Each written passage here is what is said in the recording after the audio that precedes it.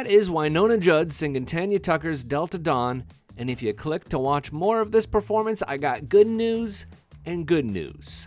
We have more. And this performance from the Country Music Hall of Fame Medallion ceremony was not the best of the 3 Tanya Tucker tributes. It might have been this one, but I kind of think it was this one. Love says they will. Tanya herself couldn't hold back there. If there's an unwritten rule that the honoree is supposed to sit quietly and let the tribute performers do their job without interruption, she didn't get the memo. Here's a picture of the time when Tanya joined Brandi mid-song. Trust us, we tried to get video of that moment, but nobody would give it up. Before that, Tanya jumped out of her seat to join Jesse and Margot. Y'all, it was a trip. From that moment on, I've never been a good audience member, and I haven't been very good today. But it just kind of stuck with me.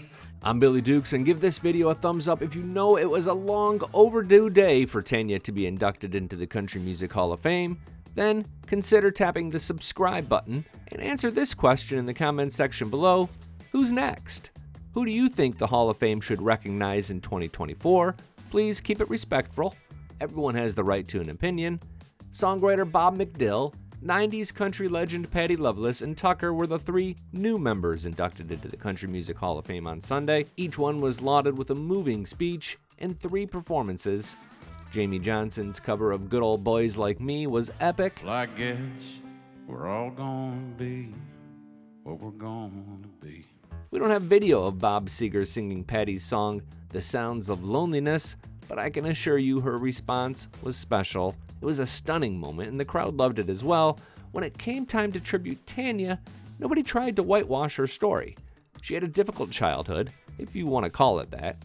She spoke lovingly of her father, Bo Tucker, but also told of how hard he pushed, recalling her first trip to the Grand Ole Opry at age 9. It was July 1967, and we finally got in there with the fan, and my dad looked down at me and he said, "Now, don't you wish you were up there doing it instead of sitting down here watching it?" I said, "Yes, sir, I do." This all led to some serious lows, the kinds that tabloids like to make a big deal of: drug abuse, a really high-profile relationship with Glenn Campbell, a sexy album cover for her TNT album. She was kind of blacklisted for a few years, but made a really big comeback in the 80s and 90s, and again 30 years later with her While I'm Living album. I have to say a big thank you to Brandi Carlile, probably one of my favorite singers in the whole world, and Shooter Jennings, who brought me back from the dead. I really was kicking, but my career was pretty much in the hole. That album, of course, would lead to her first Grammy wins, but here's my favorite part of her speech. I look back on these 52 years, it's hard to make sense of it all, you know?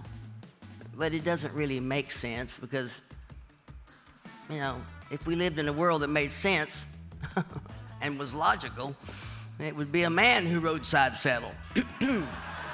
Of course, the best part of the ceremony is the performances, which included Wynonna singing Delta Dawn.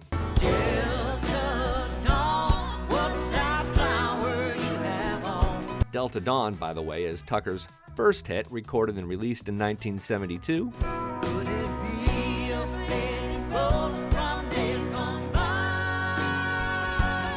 Wynonna and Tanya are very good friends. In fact, this past summer, they surprised us all when they stage-bombed Shania Twain's show in Nashville. We dropped that video in the description section below as well. Take you to his mansion in the sky. I'm Billy Dukes with Taste of Country. Thanks for watching, and thanks for subscribing.